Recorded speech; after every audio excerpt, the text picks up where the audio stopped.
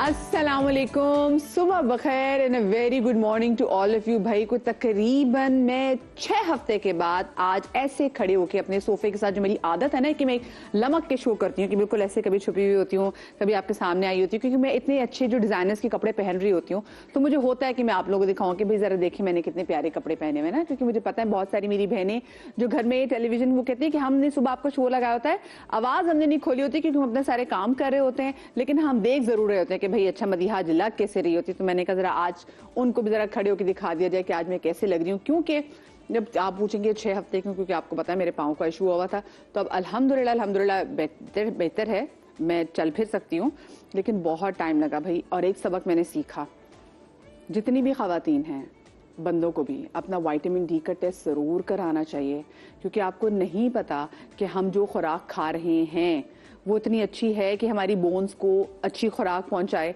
और हमारी बोन्स को स्ट्रॉन्ग करें। और मुझे आइडिया हो गया कि मेरी अपनी बोन्स, मैं इतने शोज करती हूँ बोन्स डेंसिटी के हवाले से, तो मेरी अपनी बोन्स कितनी वीक थी ये मुझे लग पता गया। और साथ में एक सबसे बड़ा लेसन जो बचपन में पढ़ते थे वो था कि जी तंदुरुस्ती 1000 नेमत है। तो वही बात है भाई, तंदुरुस्ती 1000 नेमत है। और जरा सी आपको कभी जिंदगी में चोट लग जाए ना, कि भी आपकी उंगली का कट आ जाए, उंगली आपके सही काम ना कर रही हो, पाँव पे आपकी चोट आ जाए, मोच आ जाए, तो आपको तब अंदाजा होता है कि भाई अल्लाह पाक की कितनी आप पे नेमतों और रहमतों की बरसात है, जिसका आप शुक्रिया अदा करना भूल जाते हैं। और जब मैं नेमत और रहमतों के हवाले से बात करती हूँ तो भाई अच्छे मेहमान भी किसी नेमत से और किसी रहमत से कम नहीं होते। कभी कभी हमारे शो में ऐसे गेस्ट आते हैं जो कि आपको इतनी सीख देते हैं, इतनी पॉजिटिव एनर्जी के साथ आते हैं कि यकीन माने हम मंडे के दिन का इंतखाब इसलिए करते हैं कि मंडे को हमारे पास अच्छा जबरदस्त जो हमारे गेस्ट आते हैं वो अपनी जो पॉजिटिव एनर्जी लेकर आते हैं आपके शो में, लिटरली आप वो पॉजिटिव एनर्जी पूरे हफ्ते जो है वो चलाते हैं। और आज की जो मेरी 2 खवातीन मेहमान गेस्ट हैं भाई, ये ऐसे हैं जो कि बादे मुखालिफ की तरफ जाते हैं। ये उनका एक ट्रेडमार्क भी है। वो कहते हैं ना वॉकिंग अगेंस्ट द विंड। ये बड़े कम लोग होते हैं, बड़े गिने चुने लोग होते हैं, उनका अपना एक बड़ा स्ट्रांग ऑरा होता है। वो जो काम करते हैं उनकी कोशिश होती है वो मुख्तलिफ काम करें, और उनके ये मुख्तलिफ काम ही उनको लोगों में मुख्तलिफ दिखाता है। ये 2 खवातीन जो आज मेरे शो में आ रही हैं, इनकी अपनी लीग है, इनका किसी से कोई मुकाबला नहीं है। इनका मुकाबला है तो इनका मुकाबला अपने आप से, और अपने आप से मुकाबला भी है कि इनको अच्छे से अच्छा काम लोगों तक पहुंचाना है। एक जो खातून सेलिब्रिटी मेरे शो में आ रही हैं, 90s की दिहाई में दिलबाजी के नाम से बहुत मशहूर भी हुई थी, और बड़े लोगों ने, पूरे पाकिस्तान ने अगर मैं कहूँ कि उनको अपना दिल दे दिया था तो बिल्कुल गलत ही है। और जो दूसरी सेलिब्रिटी गेस्ट आज मेरे साथ शो में मौजूद हैं वो हैं कि जिनको देख के लोग गाना गाते थे कि मुझे तुमसे हो गया है प्यार, अब क्या करूं। पहचान तो आप गए होंगे। तो जनाब मेरे साथ शो में मौजूद हैं आमिना खान और फराह। अस्सलाम वालेकुम। वालेकुम अस्सलाम। Pretty girl, good morning and welcome to my show. Thank you so much. इतना अच्छा लग रहा है आप दोनों को देख के, क्योंकि हम फराह को बहुत ऐसे चाह रहे हमारे शो में, और आमिना के पीछे भी हम लगे हुए थे, और शुक्र है इन्होंने ड्रामा भी कर लिया तो हमने देख भी लिया कि आमिना को स्क्रीन पे इतने अरसे के बाद हम खुश, दिल हमारा कहते ना खुश हो गया कि या अल्लाह शुक्र है साड़ी आमना वापस स्क्रीन पे आ गई है। कैसी है? ठीक है, बिल्कुल ठीक। वैसे इतना टाइम क्यों लगाया मुझे ये बताएं? I was directing the whole time, पता ही नहीं चलता था कि दिन कब हुआ रात कब हुई, वक्त कब गुजर गया। लेकिन जो वो देखना चाहते थे उनके लिए तो आप पीछे ही थी ना, पर्दे स्क्रीन से पीछे थी, तो हमें तो पता नहीं कि आमना क्या करी। हमें तो लगा कि भाई वो खूबसूरत सी क्या ना हल्की क्या कहते हैं कंची आंखों वाली लड़की गायब हो गई है। अच्छा मुझे बताएं, सबसे पहला सवाल मेरा आप दोनों से ये, क्योंकि जैसे मैंने अपने इंट्रोडक्शन में भी कहा कि आप दोनों ने डिफरेंट काम किया, जैसे मॉर्निंग शोज में भी आपने डिफरेंट काम किया, आपने डायरेक्शन में, वो जो डॉक्टर बिल्ला जिसके बाद जो डायरेक्शन आ रही है और उसके बाद जो वीडियो शोज थे, कितना मुख्तलिफ और कितना मुश्किल होता है एक रूटीन से हट के काम करना। देखने वालों को शायद लगता है कि वो रूटीन से हटके, लेकिन जो कर रहा होता है, अगर आप वो कर रहे हैं जो आप हैं, तो फिर आपके लिए वो डिफरेंट भी नहीं होता और डिफिकल्ट भी नहीं होता। ना तो वो मुख्तलिफ होता है, ना वो मुश्किल होता है, क्योंकि आप वो कर रहे होते हैं जो आप होते हैं। सो मेरे लिए तो मैंने तो अपनी तरफ से ना कभी मुख्तलिफ होने की कोशिश की, ना कभी कुछ ऐसा करने की कोशिश की जो कि मुझे लगा कि मेरे लिए करना मुमकिन नहीं है। I was doing what I love the most, I was doing what I think I could do. So मेरे लिए तो it was like as if I'm talking to you. तो it was talking to everyone on camera. So इसलिए मेरे लिए इसमें ना तो कोई चैलेंज था ना ही कोई एफर्ट थी. एफर्ट यानी कि बाकी इसलिए बहुत चीजें लगती भी थी, एफर्टलेस नजर भी आती थी. अमना, आपने इतने डिफरेंट कॉन्सेप्ट्स लेकर आई आप, आपके लिए मतलब ये गिफ्टेड था या फिर आसानी से लोगों ने भी एक्सेप्ट कर लिया था, सब चीजें हो गई थी? नहीं, आसानी से एक्सेप्ट तो नहीं किया था, बट आप कोई चीज़ में बिलीव करते हैं, आप करते रहते हैं तो लोग खुद ही एक्सेप्ट कर लेते हैं, ना भी करें तो उसमें क्या फ़र्क पड़ता है. बट आपने जैसे कहा कि डिफरेंट डिलिबरेटली नहीं किया. कई बार ऐसे होता है कि क्योंकि मैं टीवी कमर्शियल्स डायरेक्ट करती हूँ तो वहाँ पे बाय डिफ़ॉल्ट हर चीज़ एक दूसरे से फ़र्क होगी. जो आपने पहले बनाया वो आप अब दोबारा नहीं बनाएंगे. हर दफ़ा आपको एक नया वर्ल्ड क्रिएट करना है, हर दफ़ा आपको एक नई कॉन्सेप्ट के साथ, नए एनवायरनमेंट के साथ काम करना है. तो उसमें आपको डिफरेंट बनना है हर दफ़ा. यू नो, विजुअली आपको डिफरेंट, आपको लोगों को कुछ नई चीज़ दिखानी है. So that's fun. I think it's लेकिन चैलेंज इज फन. हमने खवातीन को इतने डिफरेंट चीजें डायरेक्ट करते हुए नहीं देखा कि जैसे हमने देखा है कि आपके हर उसमें, आपके एड में भी, आपकी वीडियोस में भी, जो फिर आपने वीडियो शोज भी किए हैं, उसमें ह्यूमर जो है वो बड़ा स्ट्रॉन्ग जो सेलिंग पॉइंट, जो फोटे होता था वो. बिल्कुल. हाँ, वो कुछ चीज़ें आपको ज़्यादा हिट करती हैं अंदर से, मज़ा आता है आपको करने में. So comedy and action is something that I really like to do. और बनाने में भी मज़ा आता है वो. बट जॉनरास मैंने तो हर तरह के बनाए हैं. लाइक आप family, lifestyle, food films, car films, इसी तरह आपके when I say films I mean TV commercial films. वो अभी दूसरी वाली नहीं.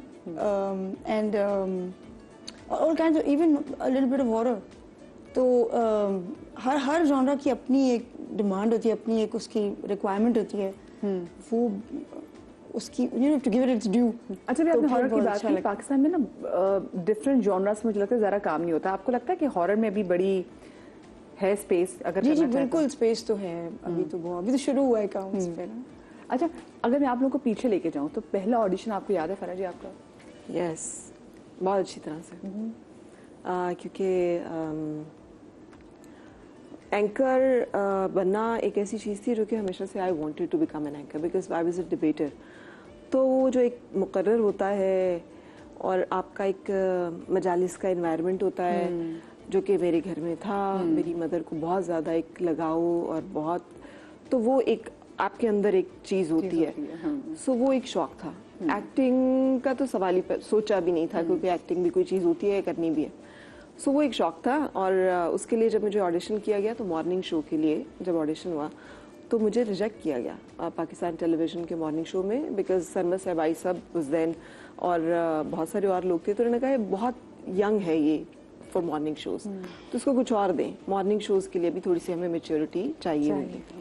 सो उस वक्त एक क्राइटेरिया होता था. लेकिन ठीक फिर उसके एक साल के बाद दोबारा उन्होंने जब रिकन्सिडर किया तो उन्होंने मुझे फिर मॉर्निंग शो के लिए बुलाया. और मैंने पाकिस्तान टेलीविज़न का मॉर्निंग शो जो है वहाँ से शुरू किया था, जो आई थिंक मेरे लिए बड़ी ऑनर की बात थी. बिकॉज वहाँ पे मुस्तनसर हुसैन तारड़ साहब और मैनी अदर्स, कुरतुलैन साहिबा, सुफिया शाहिद साहिबा, तौसीक हैदर, फारूक हसन, बहुत सारे लोग हैं जो कि कर रहे थे और कर चुके थे. तो मुझे लगा कि मेरे लिए बहुत मुश्किल होगा, वही जो आपने पहले सवाल किया. लेकिन फिर जब आप वहाँ पे बैठ जाते हैं और आप वो कर रहे होते हैं जो आपको अच्छा लगता है तो फिर हो जाता है. और एक बहुत बड़ी बात मदिया ये भी थी कि जिस शो की वजह से लोगों ने मुझे पहचाना, क्योंकि मेरी जो शनाख्त है, जैसे आपने बताया कि लोगों ने मुझे पहचाना ड्रामा सीरियल बंधन के हवाले से, जो एक्चुअली मेरी फर्स्ट एवर अपीयरेंस है ऑन टेलीविज़न. क्योंकि जो मुझे मॉर्निंग शो में जब उन्होंने नहीं कंसिडर किया तो पाकिस्तान टेलीविज़न का ये ड्रामा उन्होंने ऑफर किया. उन्होंने कहा आप जैसे बोलती हैं हमें बस यही चाहिए, हमें आपसे कुछ एक्टिंग नहीं करना. अम्मा मान गई थी? अम्मा को बताया किसने था? ना कर. हाँ, मैं कराची में पढ़ रही थी, सिंध मेडिकल कॉलेज में, JPMC में, और छुट्टियाँ थी तो मैं छुट्टियों पे गई थी. मैंने तारिक मिराज साहब अप्रोच कि ये एक बस 10-15 दिन का रिकॉर्डिंग है तो आप भी कर लें. तो उन दिनों में मैं ज़रा बैकग्राउंड वॉइसेस किया करती थी. नज़ीर वड़ाइफ साहब की ऑडियो विजुअल कंपनी होती थी. तो वहाँ से they saw me and they said कि देखिए रोल जो है ना ये बस आपने करना है. दे ऑफर्ड मी 70,000 रुपीज़ इस वक्त ना. Wow, which was quite a good amount of money for a student. काफी. हाँ. तो मैंने कहा यार अच्छा पैसे अच्छे हैं तो करना भी कुछ नहीं है, देर सेइंग कि पोइट्री वोइट्री पढ़नी है तो वो तो पढ़ ही लूंगी. So I did that and I came back to Karachi. और यहाँ पे हमारा फर्स्ट प्रॉफ जो है वो शुरू हो चुका था.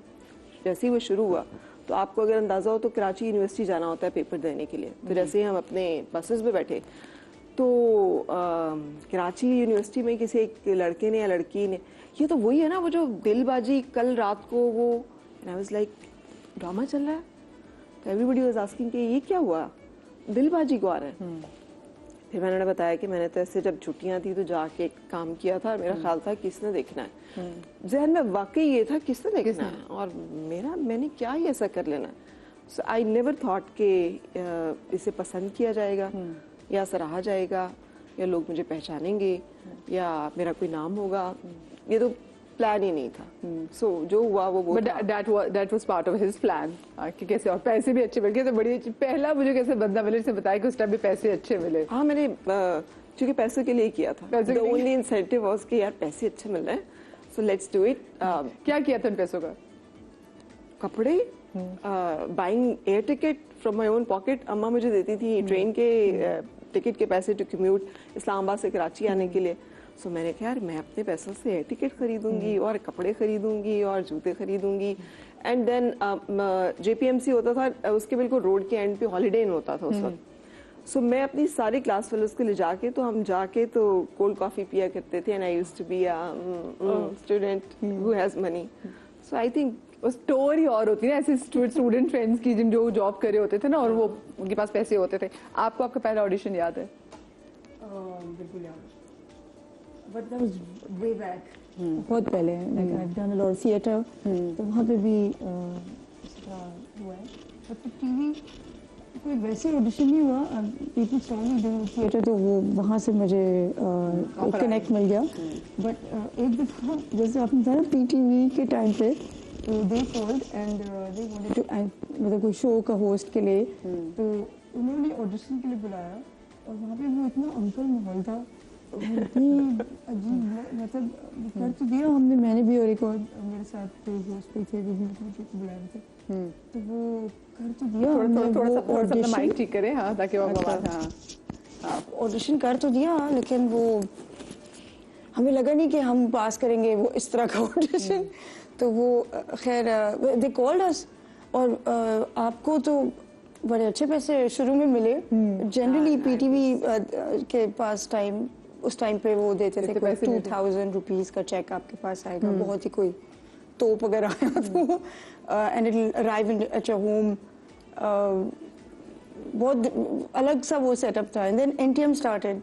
तो that's where we actually launched from in a way. तो आपको पता नहीं याद होगा एक प्रोग्राम आता था VJ. जी वो जब हमें तो बचपन हमारा अशरफ ने सारे रिकॉर्ड तोड़ दिए. वो जो उसके कॉन्सेप्ट थे वो आज हम डिस्कस करते हैं. बिल्कुल उसको आज भी कोई बीट नहीं कर सका. फिर एक और म्यूजिक शो आता था म्यूजिक चैनल चार्ट्स. तो ये दो मैं एंकर करते थे. फिर इसी में मैंने एडिट पे काम शुरू किया. इसी के दौरान हम म्यूजिक वीडियोस भी शूट करते थे. उसी के दौरान फिर ऐसा ऐसा डायरेक्शन में भी आए. And then we did some sitcoms, we did some plays और उसमें खुद एक्टिंग भी हम कर रहे होते थे. बाकी सब चीजें भी कर रहे होते थे. घर वालों को होता था कि भाई ये क्या मोस्टली जो टेलीविजन पे काम कर रहे थे लोग ये कह रहे थे हवाई रोजी. तो घर वाले ऐसे क्यों कहते थे कि ये क्या हवाई रोजी? इनको ये नहीं था कि मेरी इंजीनियरिंग में चीज कर लो, मेडिकल कर लो, कुछ ऐसा कर लो. तो मैंने वो भी किया है, इस टाइप की चीजें भी की हैं. मैंने MBA किया हुआ है, मैंने CSS किया हुआ है. वाओ, मैंने ये तो हमें पता ही नहीं. फिल्म डिग्री की हुई है, मैंने फ्लाइंग की हुई है. वाओ. और तो फ्लाइंग आपने क्या पाकिस्तान की किसी एयरलाइन के लिए की थी या किसी इंटरनेशनल? नहीं आप कमर्शियल पायलट अभी मैं बने नहीं हूँ. लेकिन मैंने ट्रेनिंग की है उसकी. तो वो आप प्राइवेट सेटअप के साथ करते हैं. ये लड़की फारिग नहीं बैठी ख़वातीन हज़रात, ये लड़की लगी रही. मतलब देखा मैं CSS भी कर लूँ, मैं ये भी कर लूँ, मैं जो है ना वो कमर्शियल पायलट का वो भी कोर्स वाला सारा भी कर लूँ. Because nobody from my family is in the media. तो ऑब्वियसली मेरी फैमिली को तो ये कॉन्सेप्ट ही नहीं समझ में इतना कोई खास आया.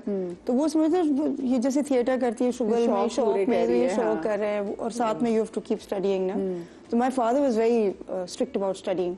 उनको था कि बस आपका you have to finish this and otherwise you can do what you like. वैसी बात बस. उस तरह। बात सुने, सीएसएस के बाद आपको ये नहीं हुआ कि भाई जब लोगों को होता है सीएसएस करेंगे फिर एक अच्छी सरकारी नौकरी मिलेगी, फिर सारी टोर शोर चेंज हो जाएगी जिस सारी? वक्त ये अजीब सा टाइम था जिस वक्त मैंने सीएसएस किया, तो मुझे तो नहीं लगता था कि मैं कोई पास हूँ, क्योंकि दूसरे लोगों को मैं देखते थे वहाँ, तो वो तो 4-4 साल से पढ़े थे और अपेयर हो रहे थे और बार बार आते थे और बड़ा वो एग्जाम के दिन भी वो बुक किताबें लेके खड़े होते थे। तो मेरे पास टोटल 4 दिन थे प्रिपेयर करने के लिए, और मैंने किया भी वो इसलिए था कि मेरे बाबा के बचपन के दोस्त हैं, आपने शायद नाम सुना होगा, डॉक्टर अदीब रिजवी, जो SIUT स्टार्ट किया, बहुत ही माशाल्लाह। तो ही सेड ये क्या तुम काम मीडिया क्या व्हाट, तुम सीएसएस करो। तो मैंने कहा क्यों, मतलब मैं तो मेरा अपना ऑफिस है, मैं अपना प्रोडक्शन हाउस रन कर, आप आए ना कभी, मैं कोई नहीं आऊंगा, ये कोई काम नहीं होता है। तो वो नाराज हो गए। अब आप बिलीव करें, जब हम मिलने जाते थे उनसे तो वो यूं मुंह इधर करके बैठ जाते थे, मुझसे बात ही नहीं करते थे। तो 1 साल गुजर गया, वो मुझसे बात नहीं करते थे, तो मुझे इतना बुरा लगा कि यार ये तो बड़ा हैंड हो गया। तो फिर मैंने फॉर्म लिया जाके, वो फॉर्म ही इतना एनाकोंडा है, वो तो खत्म ही नहीं होता। तो मैंने कहा ये फॉर्म ही इतना बड़ा है तो मैं एग्जाम क्या दूं। तो उस पर मैंने गलत सब्जेक्ट भी चूज कर लिए जो नहीं करने चाहिए थे। और कौन सा सब्जेक्ट टफ टाइम दिया? British history. ओह क्यों ले ली पता नहीं, वो किसी ने मुझे कहा था 200 पॉइंट्स होते हैं, तो ये एक ही सब्जेक्ट में निकल जाएगा। ये नहीं कभी कहा था कि उसका पार्ट 1 पार्ट 2 भी होता है और पता नहीं क्या क्या होता है। तो वो भाई उन बाबों के नाम याद करना बड़ा मुश्किल है। really bad. तो anyway, तो I went and gave that exam. उस वक्त मेरी 2 शूट्स चल रही थी और कोई टाइम नहीं था प्रिपेयर। और शूट जब आप खुद ऐसे डायरेक्टर कर रहे होते हैं तो आप तो बिल्कुल ही मतलब फॉर एन एक्टर शूट, अब मुझे दोबारा रिमाइंडर आ रहे हैं अपने लिए कि एक एक्टर का सेट पे होना और शूट के दौरान पार्टिसिपेट करना is a very different ball game from what a director has to do. तो आप सुबह जैसे आपकी आंख खुलती है till the time you are crashing, आप नॉन स्टॉप दिमाग आपका काम कर रहा होता है if you are a director and of course also actor. But actor को ना वेटिंग पीरियड मिलते हैं बहुत सारे बिटवीन सीन्स एंड आपने मेकअप कर लिया, आप बैठ गए, अच्छा you have to learn your lines and like interact and sort of you know practice. फिर बैठे, मुझसे इतना बैठा ही नहीं जाता। तो ये मेरे लिए बिल्कुल स्विच ओवर, हाँ नहीं वो स्विच ओवर था। So anyway, going back to like I've done a number of पढ़ाई भी और माशाल्लाह भी और इस तरह। अच्छा आप मुझे बताएं सादिया, जब आप मॉर्निंग चूज कर थी उस टाइम ना एक टाइम ऐसा आया जब बहुत ज़्यादा प्रेशर आ गया था कि आपने, क्योंकि ऑफ कोर्स रेटिंग का प्रेशर तो हर मॉर्निंग शो पे होता है, और इसमें प्रेशर भी आया कि जी शादियों वाले शोज जो थे वो बहुत ज़्यादा रेटिंग देते थे, तो उसमें भी आपने अपना स्टाइल का शो उसको बरकरार रखा। But then there comes a time जब आपने शादियों वाले शो भी कुछ अर्सा किए, ये आपके लिए करना कितना डिफिकल्ट था? बहुत मुश्किल था। जब मैंने मॉर्निंग शो करना शुरू किया था ना, तो बहुत सारे लोगों को ये पता नहीं मुझे एज एंकर के तौर पे जानते हैं, लेकिन मुझे लगता है कि वहाँ पर जो लोगों को पसंद आया वो ये था कि I was the executive producer. And executive producer means कि शो में क्या होना है, उसकी बजटिंग क्या है, वो सब चीज़ें मेरे अपने हाथ में थी। और ये एक ऐसी चीज़ थी कि जो कंट्रोल फैक्टर था। मुझे अच्छी तरह याद है कि जब मैं ATV पे लाइन अप कर रही थी शो एक दफ़ा, तो मैंने अहमद फराज को, आई प्रैंक हिम, अहमद फराज सब वेरी काइंड, पढ़े लिखे आदमी थे, ऑब्वियसली सोचने समझने वाले आदमी थे। साहब का दौर था, और अगर आपको याद हो तो साहब को वो तो अहमद फराज को शायद पसंद करते होंगे, मगर अहमद फराज साहब जो हैं उनकी एक नज़म थी, उनकी मतलब उनकी एक थॉट थी। अच्छा फराज जी, मैं आपको यहाँ पे रोक सकती हूँ, हम यहीं से कंटिन्यू करेंगे, ठीक है? मुझे ब्रेक लेनी है, क्योंकि वरना दरमियान में ब्रेक लूंगी बुरा लगेगा। एक छोटी सी ब्रेक ले रहे, ब्रेक के बाद हाजिर होते हैं।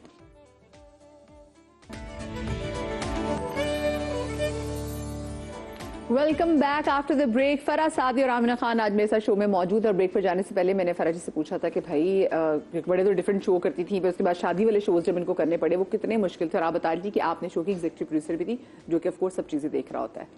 तो अहमद फराज साहब को मैंने बुला लिया। अहमद फराज साहब, और मैं बहुत खुश, मेरे लिए तो आई मीन मेरे एक hero, somebody I admired right from the day first। मैं शायरी से मुझे लगाव था। अहमद फराज साहब जो हैं वो किसको पसंद नहीं थे। सो मैंने तो अपनी तरफ से एक तीर मारा था कि मुझे तो कहा जाएगा शाबाश अहमद फराज साहब आ रहे। लेकिन रात को कोई 10 बजे के करीब मुझे मेरे चेयरमैन का कॉल आई, ये तुमने क्या किया है? मैंने कहा जी क्या किया? तुमने अहमद फराज को बुला लिया है, तुम्हें पता है?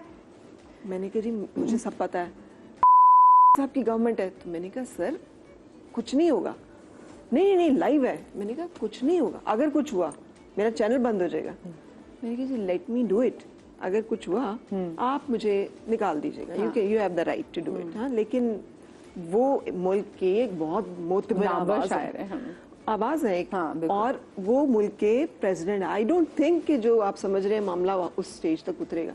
सो इस तरह के प्रेशर्स में काम किया, जिसकी वजह से द ATV का जो मॉर्निंग शो है उसको लोगों ने पसंद किया, मेरा ख्याल है। मेरा उसमें कोई कमाल नहीं था, कमाल सिर्फ ये था कि मेरे ऊपर लोगों की डिक्टेशन नहीं चल रही थी।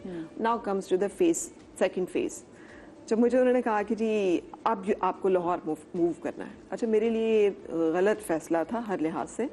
मैं इस्लामाबाद रहती थी, मेरे बच्चे वहाँ पढ़ते थे, मेरे पेरेंट्स वहाँ थे, मैं सिंगल पेरेंट थी, मुझे एक सपोर्ट सिस्टम सारा वहाँ था। But I was sort of forced to move to Lahore ना। जब मैंने नहीं एक्सेप्ट किया था, they double the package, which is always a good incentive. I said okay ठीक है, लेकिन मैं इसे अपनी तरह से करूँगी। वो उन्होंने उस वक्त तो ओके कर दिया। पीछे आ जाते हैं इस तरह की सब ना बताएं। नहीं नहीं इतना नहीं था। I was never getting the kind of amount जो आजकल मॉर्निंग शोज के लोग ले रहे हैं। It is never that much. News and we are textile, so there is nothing जो हमारे पास, हमें तो पहले टैक्स काटते हैं और बाद में चेक मिलते हैं। सो देयर इज नथिंग जो कि एक्स्ट्रा मींस से आ रहा हो। और जी जवाबी लाहौर लाहौर अब जनाब आहिस्ता आहिस्ता वही रेटिंग और आहिस्ता आहिस्ता वही सब कुछ।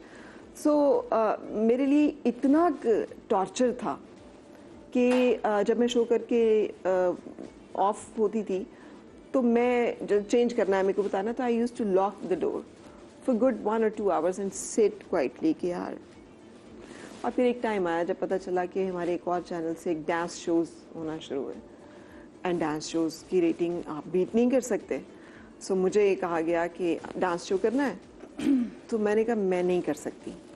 आपने मुझसे कमिट किया था कि ये सब कुछ नहीं होगा। दिस वॉज द ओनली जैसे कहना चाहिए शर्त जिसके ऊपर मैंने एग्री किया था कि मैं जाके करूँगी। डांस शो करना है या करवाना है, आई एम नॉट सुटेबल। ये बहुत अच्छा जॉब होगा सब कुछ, मुझे आता नहीं है, मैं वही काम कर सकती हूँ जो मुझे आता है। So there was a rift.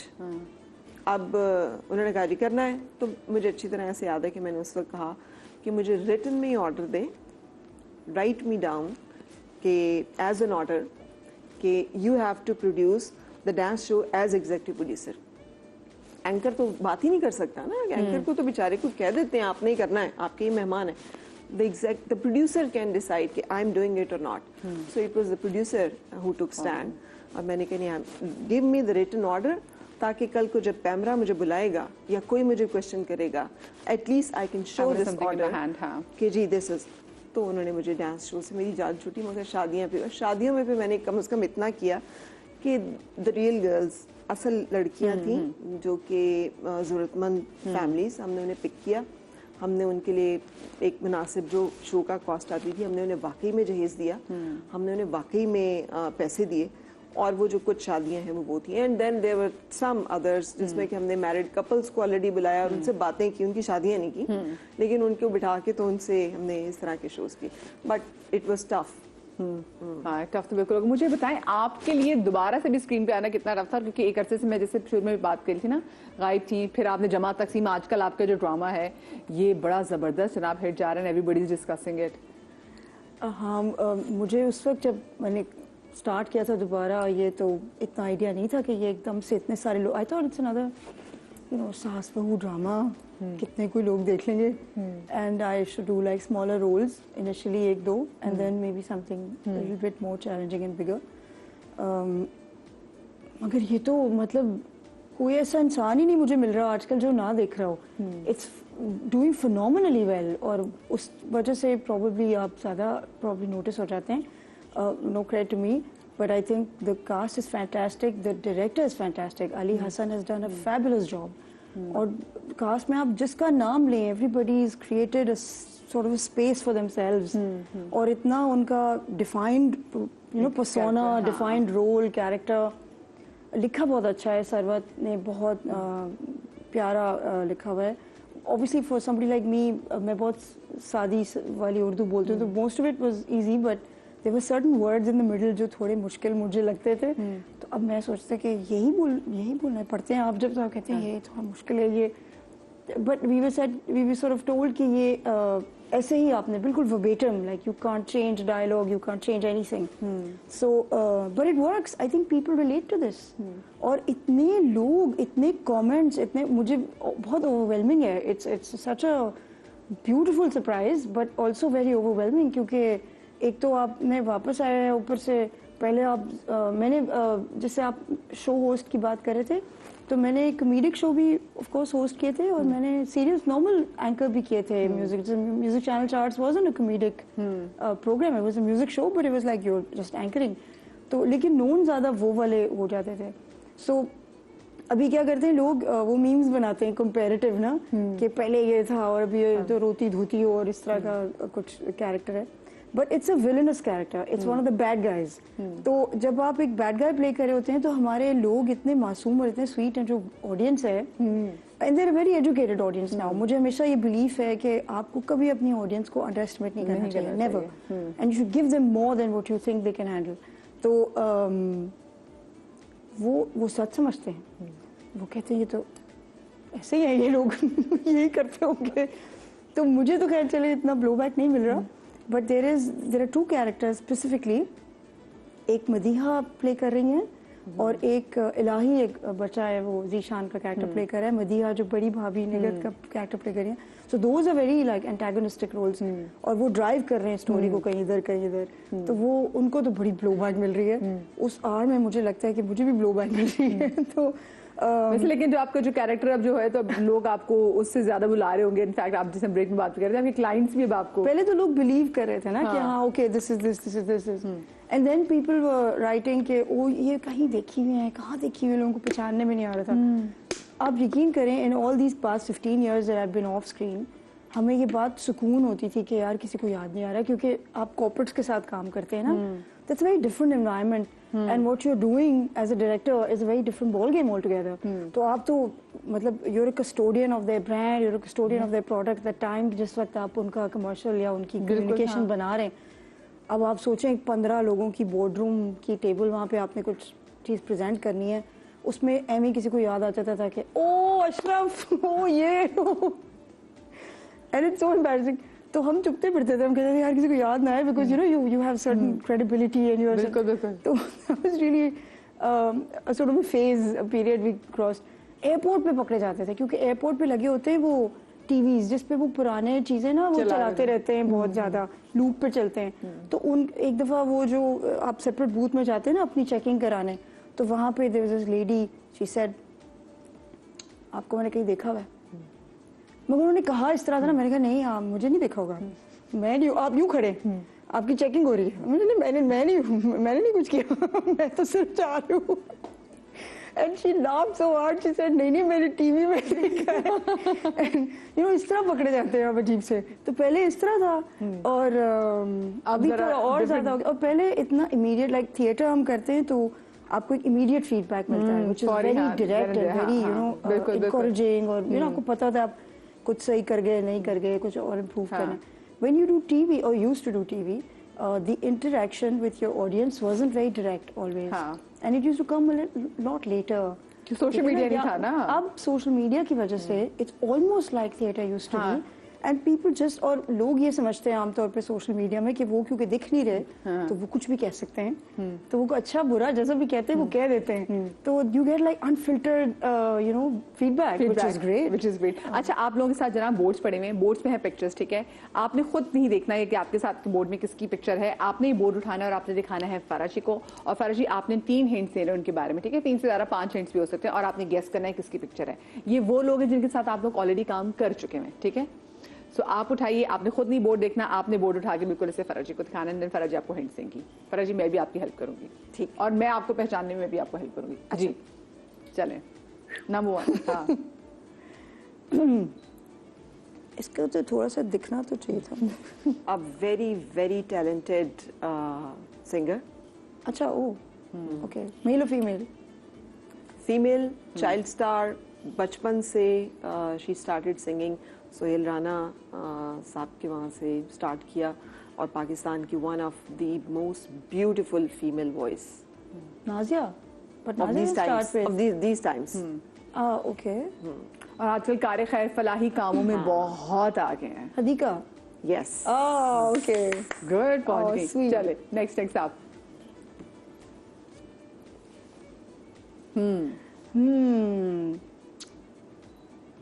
Performer, and she's really improved herself over a period of time.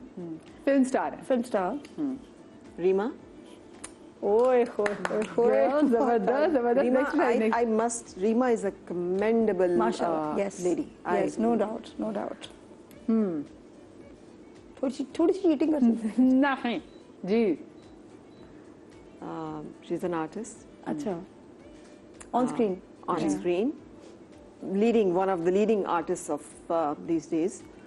और मदिया आप बताएं। जी जी फीमेल आर्टिस्ट हैं। इनके जो हस्बैंड हैं वो बहुत ज़बरदस्त थिएटर स्टार हैं। अच्छा। और पिछले दिनों उनका एक ड्रामा था जो थिएटर का प्ले था, वो उन्होंने इस्लामाबाद में भी किया, लाहौर में भी किया, कराची में किया, बहुत हिट किया उनका। यस। अच्छा, इकरा का तारुफ Oh, I launched her, by the way. हाँ मैं हाँ I launched her. gorgeous. Oh wow! Yeah. She's out of several people जिनके नाम आपको बताऊंगी कभी। हाँ अच्छा she's Iqra, one of them मैंने did क्योंकि very हिंट्स well. देने थे ना, तो इकरा की अपनी बड़ी पहचान है। मैं फिर बहुत ड्रामा से बहुत अच्छी नहीं हूँ, बट इकरा हस्बैंड के थ्रू मुझे लगा कि जल्दी पहुंच जाएंगी। हाँ जी। Anchor, like a morning show show anchor, host. Morning but show. also professional otherwise. Doctor Shaista. चलो बहुत जबरदस्त है। Girls are doing good. हाँ जी। girls are generally doing good good. हाँ। So a very talented actor and comedian, Male, female. male. अच्छा। Singer भी Singer भी हैं। हैं। आपने इनके साथ काम भी किया हुआ है। Okay. Actor and director. Actor, director, singer, director भी हैं। वीडियोस, म्यूजिक वीडियोस डायरेक्ट की हुए हैं। And a very seasoned.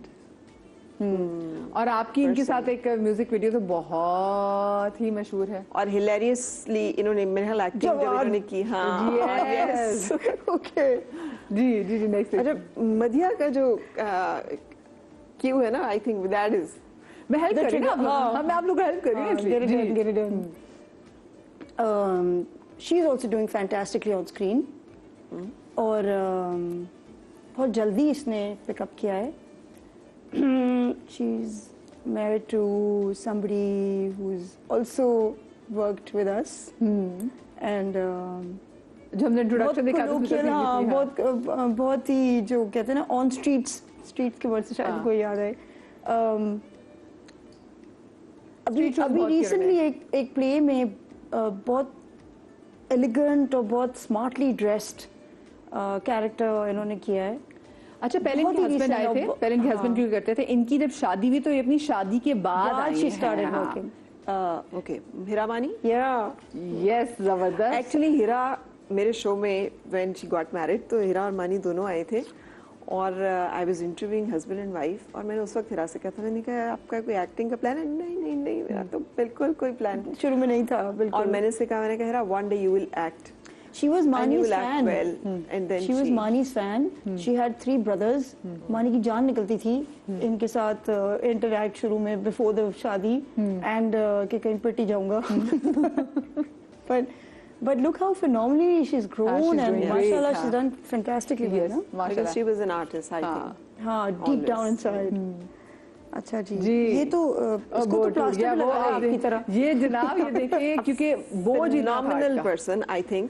अच्छा। आपकी genre में जब बात ये होती मेरा जॉनरा कौन सा है? द टीवी कमर्शियल्स, और खास तौर पे द टीवी कमर्शियल्स जो कि विट एंड सटायर एंड अच्छा। Humour, the actual satire and humour, अच्छा। I admire him a lot.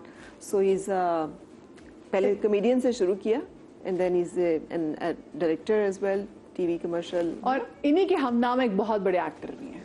Faisal Qureshi. Of course. जी जल्दी से, हाँ 30 सेकंड में जल्दी करते हैं जी। Oh, phenomenal actor and a genuine human being. बहुत ही बेहतरीन इंसान. Very tall. और सीनियर आर्टिस्ट इसमें चले जाते हैं और मोस्टली हाँ। जिस भी वो बड़ी एज ग्रुप में भी चलेंगे प्रोटैगनिस्ट का रोल यही कर रहे होते हैं usually. He is the one. और आजकल इनका एक ड्रामा बड़ा हिट भी चल रहा है, बिल्कुल नया नया आया है, बट हर जगह एवरीबॉडी अभी थोड़ी टॉकिंग देर अबाउट पहले इट। एक the lady singer that we just guest, उनके साथ भी बहुत अच्छा बड़ा प्ले इनका, बहुत ही अलमशहूर। नुमान इजाज। यस, नुमान इजाज, जबरदस्त। चलिए जी, मैं जल्दी से यहाँ पे क्विक ब्रेक ले रही हूँ, ब्रेक के बाद हाजिर होते हैं क्योंकि ऑफ कोर्स हेडलाइंस हैं, ब्रेक के बाद मिलते हैं।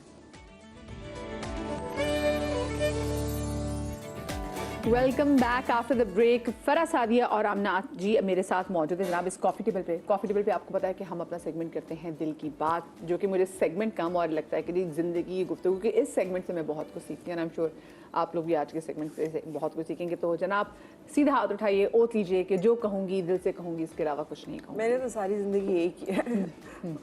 तो जो कहूंगी सच कहूँ, दिल से कहूंगी। तो उधर बैठ के भी हम सच ही बोल रहे थे। हाँ, दिल से। हाँ, बस एक मार्जिन नहीं ना कि आपने दो तो निकलना है। हाँ, अच्छा, डायरेक्ट जवाब मेरा। वहाँ से भाग सकते थे जी, वो ऑप्शन ही नहीं बताया बहुत पहले जगह ना आप- भाई, इससे उससे उठने में टाइम लगता है। इसकी चीज जी जी, ओ तो चले जी, चले जी, बिस्मिल्लाह करते हैं। और पहला सवाल आप दोनों से है कि आपके ख्याल में उम्र का वो कौन सा हिस्सा है जब आपके फैसले आपकी पूरी जिंदगी पर असर अंदाज होते हैं? हमेशा, every moment the choices we make they make or break अस।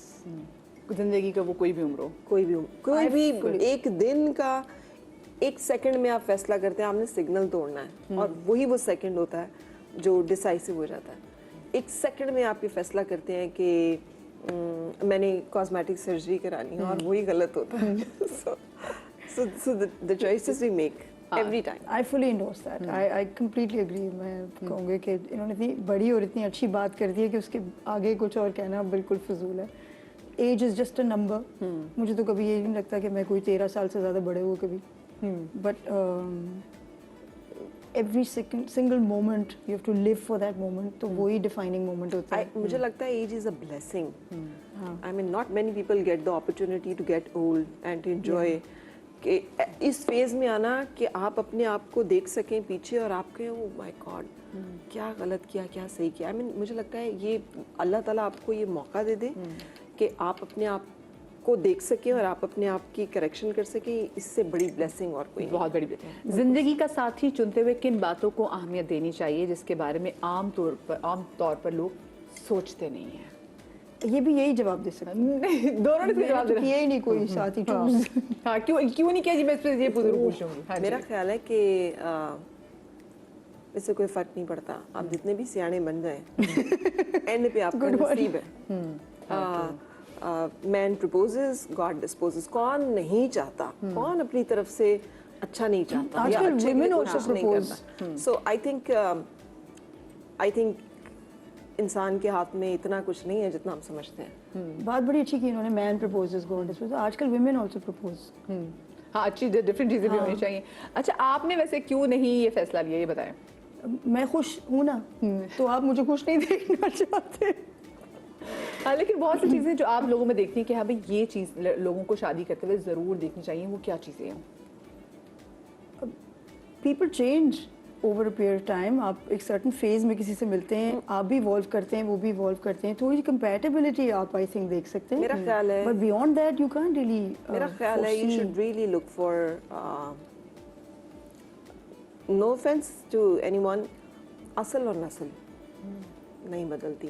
असली है और नस्ली है, ये एक मुहावरा है। So you should always look for के फैमिली ट्रेडिशंस क्या है, बिकॉज इट इज़ ऑलवेज जो आपकी इकदार होती हैं, जो आपकी वैल्यूज़ होती हैं, डिफरेंसेस होते हैं लोगों में, it's very normal to have differences, but the settlement of differences is जो आप फैमिलीज, आप ट्रेडिशन। और ये दोस्तों में भी ऐसा ही होना चाहिए कि जब दोस्त बनाते हुए भी आपको, कि आपने कहा ना असल और नस्ल का देखना बहुत ज़रूरी है। क्या आपके बच्चे आपकी ज़िंदगी से भी कुछ सीखते हैं या उनको अपनी गलतियों से ही समझ आती है? अपनी गलतियों से, क्योंकि मेरे बच्चे वो समझते हैं कि I made a lot of mistakes, so I am not trustworthy. I think ये एक प्राइस है जो आप पे करते हैं जब आपकी ज़िंदगी जो एक बहुत खुली किताब की तरह होती है और उस पर हर एक कमेंट कर सकता है और बात कर सकता है। तो the first thing you lose is कि आपके बच्चे जो है ना वो they stop looking upon you, they start looking at you. हम अपने माँ बाप को हमेशा ऐसे देखते थे कि इतना हमारे डिस्क्लोजर नहीं बच्चे- था असल में माँ बाप, अब ये थोड़ा सा जनरेशन हमारे बच्चे हमें यूं देखते हैं, बल्कि मुझे लगता है हमारे बच्चे हमें यूं देखते हैं, उन्हें लगता है कि they are more aware, informed, and obviously people like us who are in media, who are very expose, तो फिर मुझे लगता है कि वो अपनी गलतियों से he also I think you're a different generation of parenthood, और आपके पेरेंट्स का जो जनरेशन है वो डिफरेंट जनरेशन ऑफ थोड़ा सा पेरेंटहुड था उधर. We didn't know so much about our parents lives generally, you know, except the decisions they were being imposed on us at times, you know, कि भई ये हमें तो अब करना बाकी है, करना है, समझ करना है. आती है कि लेकिन अच्छा अब वो अम्मा बच्चे अब्बा की लड़ाई dictate थी। कर रहे हैं. हाँ, अच्छा, तो आपको लगता है कि तो हमारा साबुन स्लो था.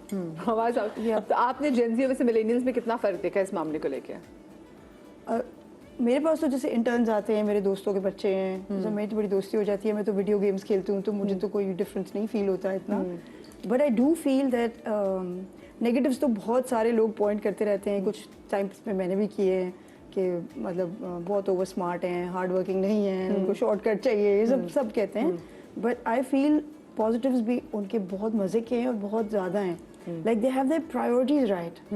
अनबिलीवेबल. उस एज में हम सारे जो है ना, हम उस तरह नहीं क्यूड थे, हम ऐसे नहीं सोचते थे. मुझे लगता है the best point is they are not fake.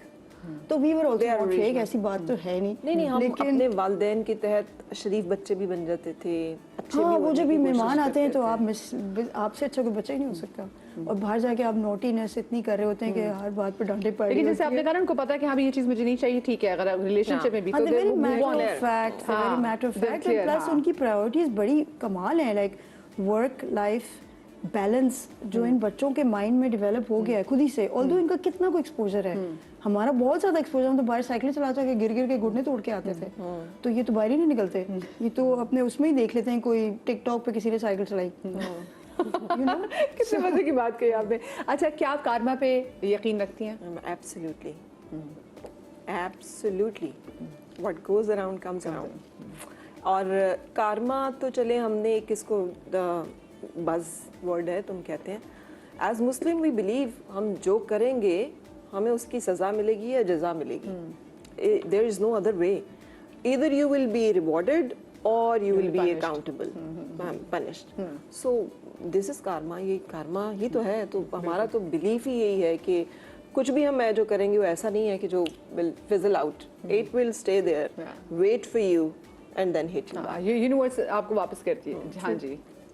तो या एब्सोल्युटली. अपनी पूरी जिंदगी को अगर एक गाने की सूरत में उसका इजहार करना चाहे तो वो कौन सा होगा? इसका पहले जवाब दें. कोई एक गाना जो आपकी पूरी जिंदगी को डिस्क्राइब कर सकता है. Okay. There was a song, I forgot who it was by, but there's a song that I want to walk a million miles and do so many things. Or wo, you know, the world, I have to explore the whole world, travel the whole world, see what all is there.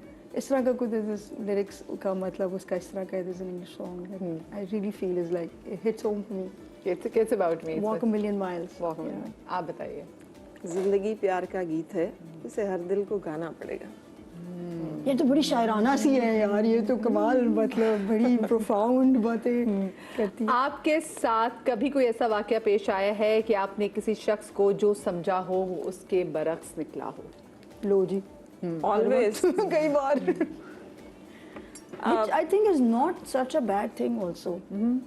हर चीज़ कोई negative या गलत नहीं होती. आपने सीखना होता है. Every single day of your life you learn, you grow. तो कभी आपकी असेसमेंट ऑन पॉइंट होती है, आमतौर पे होती है. आपका अंदर से ना आपका गट बताता है आपको, तो वो यूजुअली ठीक होती है वो चीज़.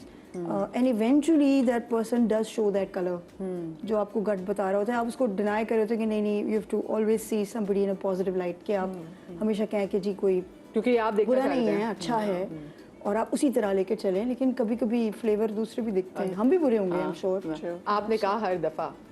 हाँ, क्योंकि मुझे लगता है कि लोग बहुत अच्छे होते हैं. हर इंसान बहुत अच्छा है. हर इंसान की कोशिश भी होती है अच्छा होने की. मुझे लगता नहीं कि कोई भी जानबूझकर कुछ करता होगा. और वही जो आपने बात की कि धोखा हम खुद को खुद देते हैं, कोई हमें नहीं देता. कोई हमें दे नहीं सकता. until and unless आप allow हम आंखें ना बंद कर लें. So it is never anybody else's mistake. It is always our mistake. कि हम perceive कुछ और कर रहे हैं या हमने misjudge कर लिया, हमने कुछ और समझा. लेकिन मुझे लगता है कि इंसान जो है बहुत प्यारे होते हैं, इसीलिए तो अशरफुल मखलूक़ात हैं. They have the ability to change any time. They can become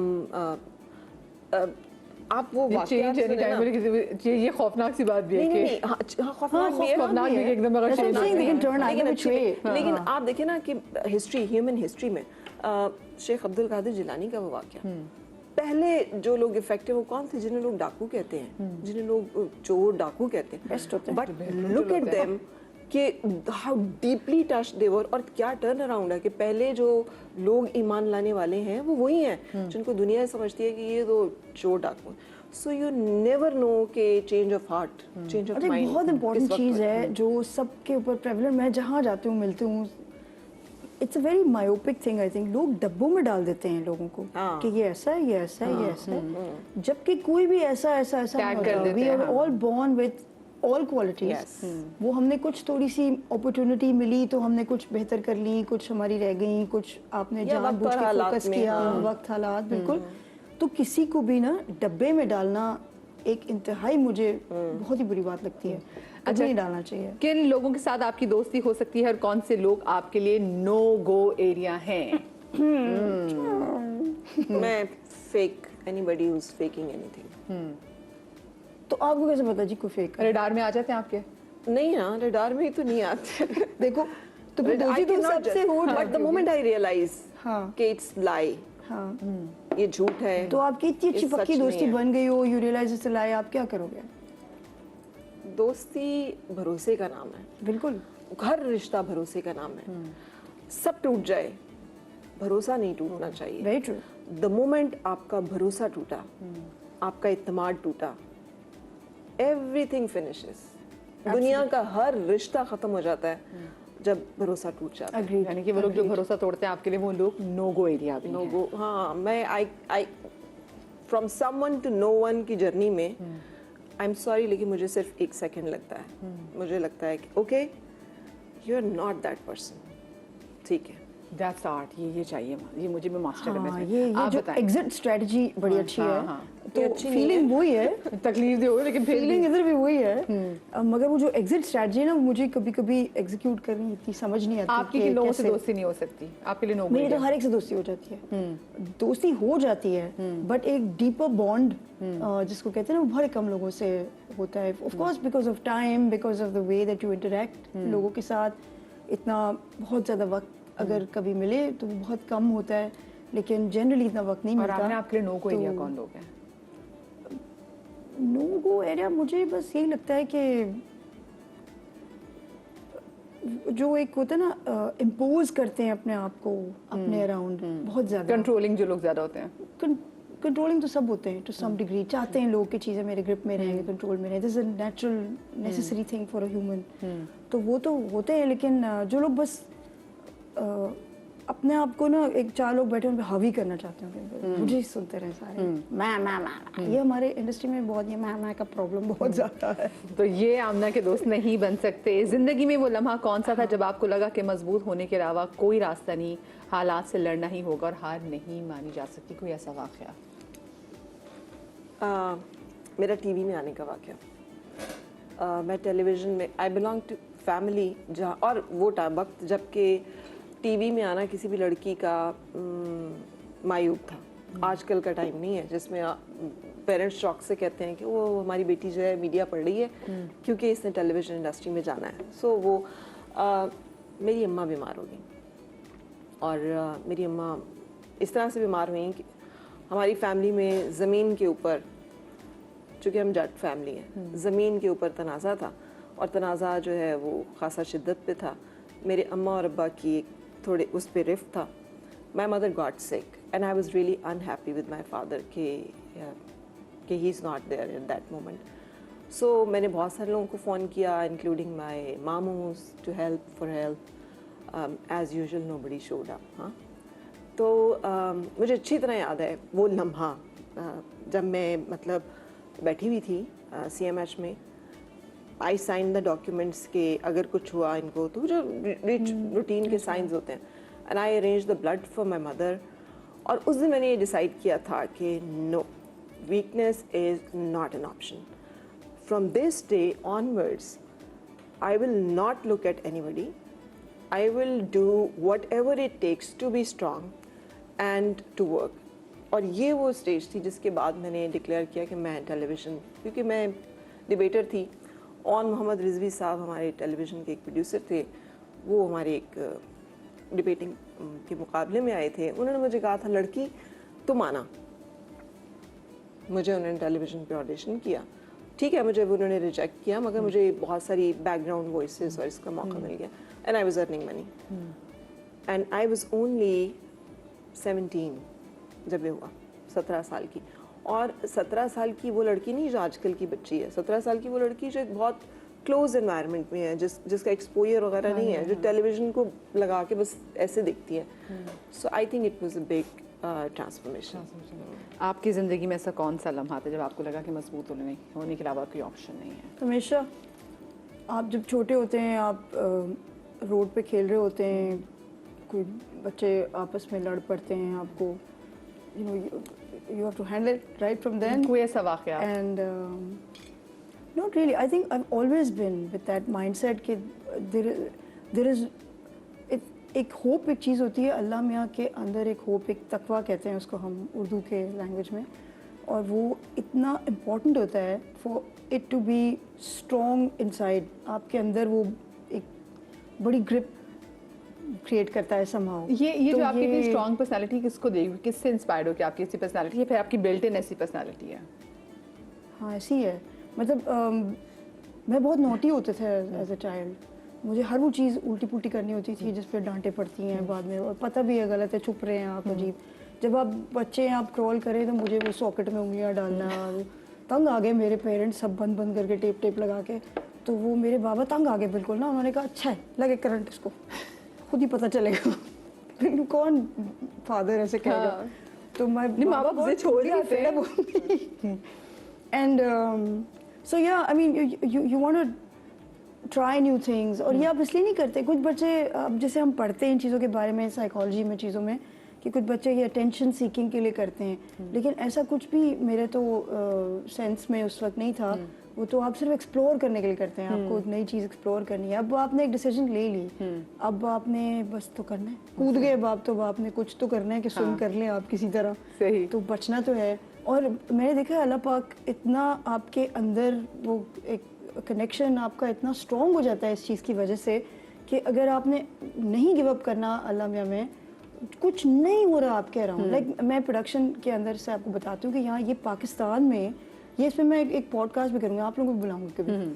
तो ये यहाँ पे प्रोडक्शन करना एक प्रोजेक्ट की, वो खुद ही इतना बड़ा एक अज़ाब इलाही है कि जब आप उसमें जाते हैं तो वो जंग के बराबर है ऑलमोस्ट ना. तो हर दफ़ा जब आप जा रहे हैं जंग के अंदर, तो सिर्फ अल्लाह में ही आपको निकाल सकते हैं उससे बाहर, right? Unless you have that strength of hope कि वो एक होप है जो आपको बचाती है हर चीज़ से, मतलब वो निकाल लेती बाहर. मेरे ख्याल से एक male dominated society and industry में एक खातून का काम करना वो वाकई थोड़ा मुश्किल भी होगा. अच्छा मुझे बताएं, एक अगला सवाल है कि मुझे बहुत बुरा लगा जब. मुझे इतनी दफ़ा बुरा लगा कि अब तो ये भूल ही गया हुआ है कि बहुत बुरा लगा जब कब था. मुझे बहुत बुरा लगा जब मैंने देखा कि सोशल मीडिया पे if you write my name, it's all about the very personal things which are mostly not right. Mostly not right. And nothing about the work I've done. मुझे लगता है कि बड़े कॉन्फिडेंस से लोग लिखते हैं गलत चीज़ें. और मुझे लगा कि यार I mean, मुझे आप जानते हैं उस काम की वजह से जो मैंने किया है, उसके बारे में आप बात कीजिए जो कुछ भी है. एक ऐसा मामला कि जो वो सिर्फ रब ही की ज़ात जानती है कि क्या है और कैसे है, या वो बंदा जानता है जिसके साथ बीती है, ही गुजरी है, जो भी है वो, मी और any other person. How can you comment about somebody else's relationship और मैरिज और डिवोर्स और लाइफ और anything? How can you? I mean आप कैसे कर लेते हैं ये कि आप एक ऐसी सोसाइटी, एक ऐसे मजहब के फॉलोअर होके जहाँ पे आपको कहा गया है किसी की गैर मौजूदगी में उसके बारे में बात करना गीबत है। गीबत का मतलब है मुर्दार का गोश्त खाना। मुर्दार का गोश्त खाना इज एब्सोल्युटली हराम। आप हराम कर रहे हैं, एंड देन अगर आप वो बात नहीं है जो कि उस बंदे में है, and still you are saying ये बुहतान है। जी जी, बुहतान जुल्म अजीम है। बिल्कुल बिल्कुल। जुल्म रब के साथ जंग है। हराम वो चीज है कि जिसपे अल्लाह ताला, जो कि किसी की दुआ रद्द नहीं करता, मुशरिक की नहीं रद्द करता, हराम का लुक्मा आपके जिस्म पे है, आपके अंदर है, हराम आपके अंदर है, आपकी दुआ भी कबूल नहीं, आपकी 40 दिन की इबादतें कबूल नहीं। How can you do it?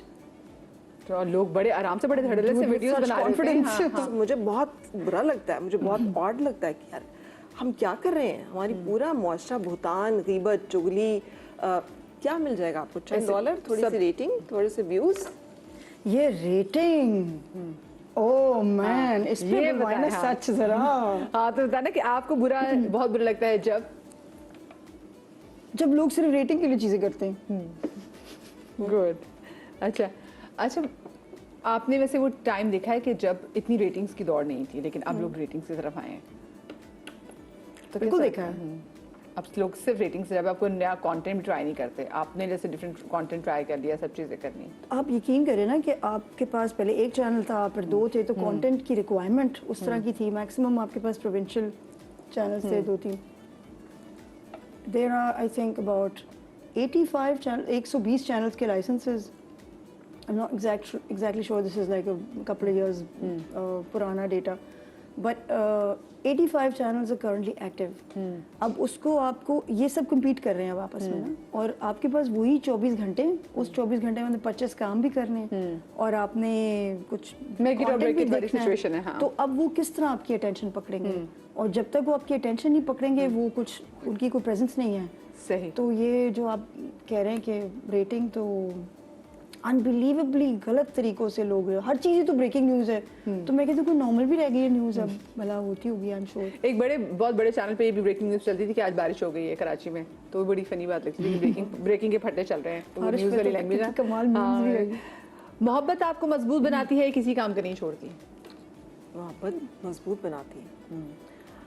मुझे लगता है कि जब हम दुनिया में आते हैं तो हम रोते इसीलिए हैं क्योंकि एक वो मोहब्बत, जो दुनिया में एक ही मोहब्बत है, और वो है खालिक की अपनी मखलूक से मोहब्बत, जो उसे कभी नहीं छोड़ता। हम 100 स्याह कर लें, 100 सफ़ेद कर लें, our God never abandons us. Last moment तक हमारे पास तौबा का, इस्तग़फ़ार का, माफ़ी का और उसकी मोहब्बत का दरवाज़ा खुला रहता है। सो मुझे लगता है हम रोते इसलिए हैं क्योंकि हम उस मोहब्बत से जुदा होते हैं, फिर हम उस मोहब्बत को ढूंढते हैं सारी ज़िंदगी लोगों में। शायद इसमें मिल जाएगी, ये अनकंडीशनल प्यार करेगा, सिंसेरिटी, ट्रस्ट, शायद ये करेगा, शायद यहाँ से मिलेगी। बट देन अब इसीलिए हम हमेशा पढ़ते हैं कि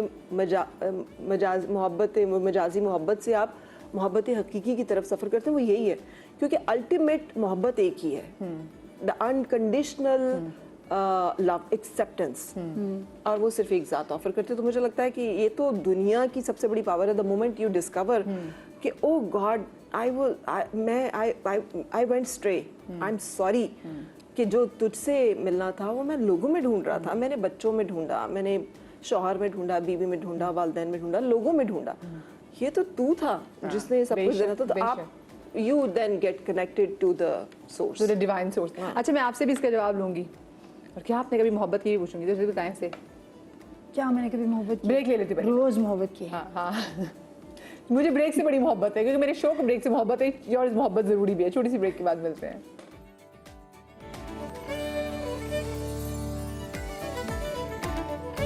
welcome back after the break. और ब्रेक पर जाने से पहले मेरा जो सवाल था कि मोहब्बत आपको कमजोर कर देती है या मजबूत बनाती है, तो आपने इस पे जवाब नहीं दिया। ये अब तो हम झूठ वाली सोफे पे आ गए। नहीं, कोई झूठ वाले सोफे, आपने टेबल ही चली गई।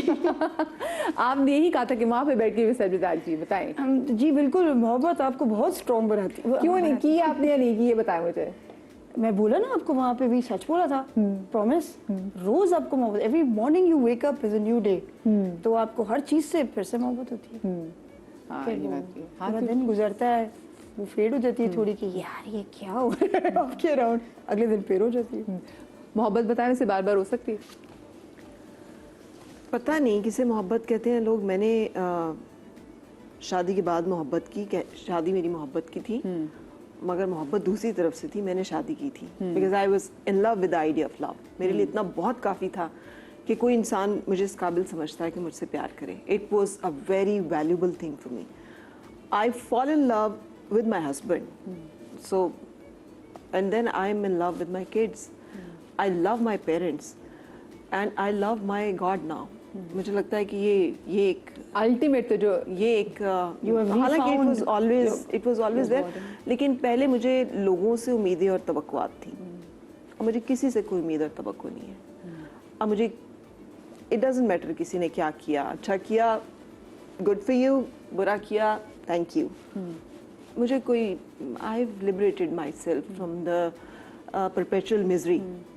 ये जो एक होती है ना कि एक आपको उस वक्त कोई दुख पहुंचा, एक होता है वो दुख वो मतलब एको कर रहा होता है आपकी जिंदगी में। So you have to liberate yourself and the only liberator is God himself. बेशक। So yes I have loved and ये जो लव ट्रांजिशंस, आप पहले एक औरत हैं, फिर आप एक बीवी हैं, फिर आप एक माँ हैं, हाँ। फिर आप एक सास हैं। हाँ, तो आपकी मोहब्बत जो है वो इवॉल्व करती जाती है, ट्रांसफॉर्म करती जाती है, ग्रो करती जाती है।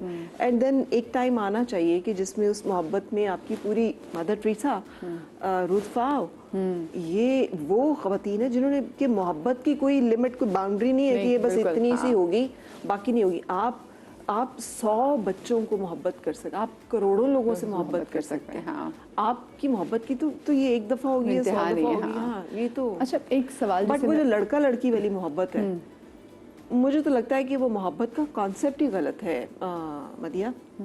और मुझे लगता है कि हमें अपनी बच्चियों को ये बहुत सिखाने की ज़रूरत है कि ये मोहब्बत जिसको आप सीख करते हैं ये गलत है। अगर आपको ढूंढना है किसी इंसान में, लड़के या लड़की को, तो इज्जत ढूंढिए। इज्जत मोहब्बत है। हम पाकिस्तान से कहते हैं हम मोहब्बत करते हैं, बिल्कुल, लेकिन हम पाकिस्तान को तोड़ देते हैं जब हमारा, क्योंकि हमें हमारी ओनरशिप है, हम मोहब्बत करते हैं। जैसे आप गाड़ी की देंगे। खिड़की से कचरा बाहर फेंकते हैं ना, आपने खत्म कर दी वो मोहब्बत, तोड़ दी पाकिस्तान से। रिस्पेक्ट, अगर हम इज्जत करेंगे पाकिस्तान की, हम कर नहीं सकते। अच्छी बात है। बिल्कुल, बहुत से लोगों को लग रहा है, लड़कियों को बहुत अच्छा लग रहा था। ड्रामा से भी हमने ये देखा हुआ कि अगर लड़का बहुत ज़्यादा पोजेसिव हो तो अल्लाह मेरे बारे में इतना पोजेसिव है, और अब मीम्स बनती है कि जो पोजेसिव अगर आपके फियांसी हो या हस्बैंड हो तो वो कितना बड़ा रेड फ्लैग है भाई। वो मोहब्बत नहीं होती, वो आपके लिए आगे जिंदगी तकलीफें चीजें बना देती है। कि ये रेड फ्लैग्स पे बातें होती हैं और ये एक्सप्लोर होता है ये टॉपिक, और ये लोगों को अवेयरनेस होती है इस चीज़ की। बिकॉज आप जब बड़े हो रहे होते हैं तो ज़रूरी नहीं है आपका एक्सपोजर इतना ज़्यादा हो। लड़कियों को तो वैसे ही बाहर नहीं निकलने दिया जाता है इतना, इतने लोगों से वो उनका मिलना जुलना नहीं होता जितना लड़कों से होता है, लड़कों का होता है, सॉरी। तो वो वैसे भी उनका जो माइंड है वो उतना ही ग्रो कर रहा है ना जितना उनका एक्सपोजर है। तो ये रेड फ्लैग्स उन्हें क्या पता, जो आप अगर उनको बताएंगे नहीं या उन तक पहुंचेगी नहीं इन्फॉर्मेशन, वो कैसे डिफ्रेंशिएट कर सकेंगे। तो ये डिफ्रेंशिएशन करनी अब आनी शुरू हो गई है लोगों को। दिस इज फैंटास्टिक, बहुत ही बड़ी बात। मोहब्बत पे वादा करें, वो तो पूल है ना। मुझे लगता है कि मैं शो किया करती थी ना, ये शो हमारे लिए बहुत बड़ी लर्निंग भी है। सो मैं I learned lot from doing this show. From जो लोग आते थे वो हमेशा अपने साथ एक गिफ्ट लेकर आते थे, gift of experience, gift of wisdom, gift of knowledge, और वो शेयर कर रहे होते थे। तो मैं उससे बहुत ज़्यादा बेनिफिट हुई and I am the beneficiary. Same, हाँ, मुझे भी बिल्कुल। और आप बहुत अच्छा लगता है आपको। हाँ, तो डॉक्टर सदाकत एक साइकेट्रिस्ट हैं बहुत मारूफ, तो उन्होंने एक दफ़ा शो में एक बात की और मैं उस बात को हमेशा कोट करती हूँ जगह। उन्होंने कहा कि अगर आपने गेज करना है कि कौन आपसे कितना मोहब्बत करता है, तो लेट दैट मैन, हम मैन वुमन की भी बात, let that man spend on you, take care of you. अगर वो आपके ऊपर स्पेंड नहीं कर रहा और आपको लुक आफ्टर नहीं कर रहा, that is a no no. Never trust that man who is not willing to spend his money on you। और आप देखिए हमारा मजहब ने यही कहा है। आप बिल्कुल सही। लेकिन इससे मेरी बात है कि आजकल क्योंकि लड़कियां कमा रही हैं तो वो बंदों को होता है, और लड़के भी आजकल ये चाहते हैं कि जी लड़की कमाने वाली हो ताकि उसको उसकी जिम्मेदारी ना उठानी पड़े। ये तो हम देख रहे हैं बहुत। तो मुझे लगता है कि यही सबसे बड़ा डिजास्टर है। यही वो वेस्ट का कल्चर है जिसमें वेस्ट ने ये लर्न किया कि जब आप वो जो हम कहते हैं ना कि मर्द औरत की शबाहत इख्तियार न करे, औरत मर्द की शबाहत लें। वो सिर्फ ये नहीं है कि रोल कर लेंगे, इट इज द रोल। मर्द जब औरत बनने की कोशिश करेगा कि वो बजाय इसके कि वो कहे कि मैं जब तक जिंदा हूँ, तुम तक कोई चीज नहीं आ सकती, वो उस वक्त आएगी जब मैं नहीं हूँगा। ठीक है, मेरे पास बहुत पैसा नहीं होगा, मेरे पास जितना है वो सब तुम्हारा है। किसी औरत को कुछ और चाहिए? इससे बड़ा तो कॉन्फिडेंस और कोई है ही नहीं। वो जो सोना ना चांदी ना कोई महल जाने मन तुझको मैं दे सकूंगा, छोटा सा घर तुझको दूंगा। आई थिंक दैट और दुख सुख का साथी बनूंगा। दुख सुख का साथी, this is what every woman wants. और कि मेरी बात मेरी सुन ले, कि मैं बात नहीं मेरी सुन ले। More than money, I think it's more about and this is what that every connection that woman you must should make. want. अगर वो औरत इससे बियॉन्ड जाती है और वो कहती है जी मैं तो, मुझे तो तुम ये भी ला के दो, वो भी, तो वो औरत गलत है। और अगर मर्द उस तरह से उसको नहीं लुक आफ्टर करता, मैं ये नहीं कह रही कि उसको हीरे सोने चांदी, but whatever he has, basics तो वो कर। अच्छा मुझे एक बात बताइएगा, एक जो सवाल मैं पूछने लगी, मैं खुद भी इससे बहुत ज़्यादा रिलेट करती हूँ। आप मॉर्निंग शो करती नहीं एक ऐसा, क्योंकि वो जो टाइम होता है जिसमें आपके बच्चे ने सुबह स्कूल जाना होता है ना, आप उसको स्कूल ड्रॉप नहीं कर सकते। जब उसको पिक करने का टाइम होता है, you can not pick him, क्योंकि अभी मैं उस फेज से गुजर रही हूँ। मेरा बच्चा गो के अभी 3.5 साल का, लेकिन वो माशाल्लाह से 2.5 साल से तो वो भी स्कूल जा रहा है, बेचारा 2.5 साल से वो भी स्कूल जा रहा है। और लोग फिर ये कहते हैं कि जी वो जो मॉर्निंग शो में जो खवातीन जो होती हैं, वो उनके बच्चे तो ना पीछे मेड्स पाल रही होती हैं। ये लोगों को लगता है। मैं अक्सर लोगों को देखती हूँ, लोग कहते हैं अच्छा हाँ तुम्हें क्या पता होगा। और मैं बड़ी हैरान भी होती हूँ लोगों को कि मैं उसकी माँ हूँ, मुझे नहीं पता होगा। तो कितना मुश्किल होता है इन सब चीज़ों को साथ में डील करना, फिर एक शो भी करना, एक अच्छा कामयाब शो करना, फिर साथ में बच्चों को भी साथ लेके चलना, कितना ही मुश्किल होता है। और ये जो टाइम जिसमें मैं कह रही हूँ सुबह वाला टाइम होता है, मेरा ख्याल है कि ये दुनिया का सबसे बड़ा इम्तहान है। मुझे आपका नहीं पता, पेरेंटहुड, मदरहुड वैसे एक बहुत बड़ा इम्तहान, क्योंकि आप सिंगल पेरेंट भी थी हैं इसलिए। हाँ, क्योंकि माँ के ऊपर जो है ना वो औलाद की तरबियत की जिम्मेदारी है। उसने उसको मोहब्बत देनी है, वो मोहब्बत जो सिर्फ रब की ज़ात दे सकती है, अनकंडीशनल, कि उसे जज नहीं करना। वो उसको वो हमेशा, वो फेल भी होगा तो उसे कहेगी यू आर द बेस्ट। ये सिर्फ या रब की ज़ात करती है या माँ करती है, दुनिया की बाप भी नहीं करता। तभी तो अल्लाह पाक ने मोहब्बत के पैमाने को जब वो मैयर करने की बात की थी कि 70 माओं से ज़्यादा प्यार, तो इसी वजह से। लेकिन आई वाज सिंगल करती पेरेंट, हैं। सो एवरी सिंगल पेरेंट, मुझे लगता है अगर बाप सिंगल पेरेंट है, वो बेचारा बाप नहीं रहता, वो माँ बन जाता है। हाँ बिल्कुल, वो कभी माँ बन रहा होता है, कभी बाप बन रहा होता है। माँ जब आपको अर्न करना पड़ता है, आई थिंक इसीलिए अल्लाह ताला ने ये रूल्स रखे हैं कि एक बंदा जो है वो नर्चरिंग पे रहेगा और एक बंदा प्रोवाइडिंग पे रहेगा। ये परिंदे आज तक नहीं बदले हैं यार इतना, वरना वो इवॉल्व करते हुए वो भी तो बन जाते हैं कि चल तुम अंडों पे अब नहीं बैठोगी, तुम जाओ जाके लेके आओ, मैं बैठ जाता हूँ, करते हैं वो रोल स्विच। मगर जब उसने खुद खाना होता है उतने टाइम पीरियड के लिए उसको खाना है, तो वो जाके तो दाना चुग के आती है और उसके बाद वो अपना रोल करती है और वो प्रोवाइड करता है, वो लेकर आता है, वो देता है। सो हमने कैसे, सो आई थिंक ये मेरी ज़िंदगी का सबसे बड़ा दुख कहूँ, टेस्ट कहूँ, क्या कहूँ। मैं बच्चों के पेरेंट टीचर मीटिंग पे जाती थी। आई एम द मदर जिसने अपने बच्चों को 2.5 साल दूध पिलाया, दोनों बच्चों को माशाल्लाह अल्हम्दुलिल्लाह। इसलिए कि मुझे पता है कि मेरे रब ने मुझे ये हुक्म दिया है, I can not violate it. So although I was doing, I was working, I never, मेरी जो जिम्मेदारी मेरे रब ने मुझे दी, मैंने कोशिश की है कि मैं उसको कह सकूं कि मेरे मौला जो कमी हुई वो माफ़ करना, but I did my best. लेकिन आई कुडंट, बिकॉज मुझे लाहौर मूव कर दिया गया, मेरे बच्चे यहाँ थे और ये मुझे बहुत दुख देता है। I had 2 boys. बॉयज़ वैसे भी मुश्किल होते हैं, जैसे ही वो टीनेज में जाते हैं वो एकदम से, so it was very challenging. मदिया, मुझे जो एक ज़िंदगी का बहुत बड़ा दुख है, लोग मेरे बच्चों के बारे में अब दे आर स्ट्रगलिंग ऑब्वियसली, वो तो मैं आई अंडरस्टैंड दैम, बिकॉज मुझे पता है मेड्स ने नहीं पाला, मेरे पेरेंट्स वहाँ थे। मैं आई एम ब्लेस्ड कि मेरे माँ और बाप दोनों मौजूद रहे हमेशा मेरे बच्चों के साथ। ऑल्दो ड्राइवर्स भी थे, मेड्स भी थी, लेकिन वो सिर्फ इतनी थी जितनी हर घर में होती हैं। मेरे बच्चे कभी उनके आसरे या रहमो करम पे थे, लेकिन एक माँ जो हर वक्त मौजूद होती है, मैं वो नहीं कर सकी, क्योंकि मैं सिर्फ एक एंकर होने के अलावा प्रोड्यूसर भी थी।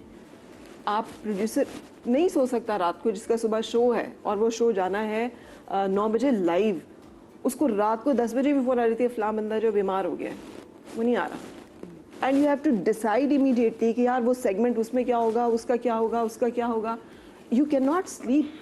सो मैं तो I have spend my life कि मेरा सारी ज़िंदगी रेसिंग माई माइंड, एंग्जाइटी, एक केओस, आज का शो हो गया, कल का क्या होगा, आपकी वाली बात, बच्चों के स्कूल का टाइम, ओह 3 बज गए हैं, बच्चे तो स्कूल में हैं, और मैं स्कूल को कॉल कर, देखिए वो बच्चों को बिठाइएगा ज़रा, मैं आ रही हूँ, एंड देन अचानक मीटिंग आ गई, नहीं मार्केटिंग की मीटिंग है, यू हैव टू अटेंड, आप because you are a producer, you are not an anchor, या आप शो करेंगे, आप निकल, मार्केटिंग नहीं, आई हैव टू गो, अरे बीबी आपके मसले ही बहुत हैं, फिर ना किया करिए काम, अच्छा सर ओके मीटिंग, प्लीज बच्चों को रखिएगा, I am coming, so the kind of life toll होता है इसका, बहुत टोल होता है। एंड बच्चे, जब मैं जाती थी स्कूल एम्प्टी है और 2 बच्चे बैठे हुए हैं सिर्फ, और आज फिर आप लेट हो गई हैं, आई एम सॉरी यार, आई एम सॉरी आई कुडंट। अच्छा मेरा बेटा मुझे कहता है आप हमेशा लेट हो जाती हैं, आप हमेशा ही लेट करती हैं, मैंने कहा हाँ यार हो जाती है, मगर ये वो चीज़ें हैं जो वो शायद उस वक्त अंडरस्टैंड करेंगे when they will become parents and they will be juggling with responsibilities.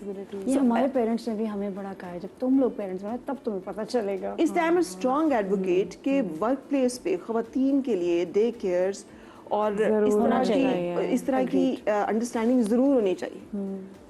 किसी भी रोल में औरत को परफॉर्म करना, वो डॉक्टर है, वो टीचर है, वो कुछ भी है, वो एक माँ है, आपको उसे फैसिलिटेट करना पड़ेगा अगर आपने मुल्क की 52% आबादी को यूटिलाइज करना है। बहुत जरूरी है, बहुत जरूरी है, ये बात आप इसी वजह से तो औरतें काम छोड़ देती हैं। बिल्कुल ऐसा ही है, क्योंकि होता है मेरे बच्चे कौन पालेगा, मैं अगर काम पे चलेगी गो के उसी के लिए निकलना है, हाँ, उसी के लिए निकलना है काम करने के लिए। अच्छा मैं अब जरा थोड़ा ड्रामा से भी आ जाती हूँ, मुझे बताएं क्योंकि आप टेलीविजन से मुंसलिक, ऑफ कोर्स अभी तो आप टेलीविजन पे अब आई हैं, लेकिन आप मुंसलिक हैं उससे दिन, आजकल के ड्रामाज में आपको सबसे ज़्यादा गैर हकीकी, यानी कि आपकी यार ये तो नॉन रियलिस्टिक सी बात है, क्या लगती है जो हो रही है? वो जो 15 शादियाँ 18 डिवोर्सें और पता नहीं किस किस्म की चीज़ें, और थप्पड़ दिखाते हैं हर ड्रामे में, ज़बरदस्ती फजूल फालतू, और इंटरेक्शन अब ऐसा दिखा।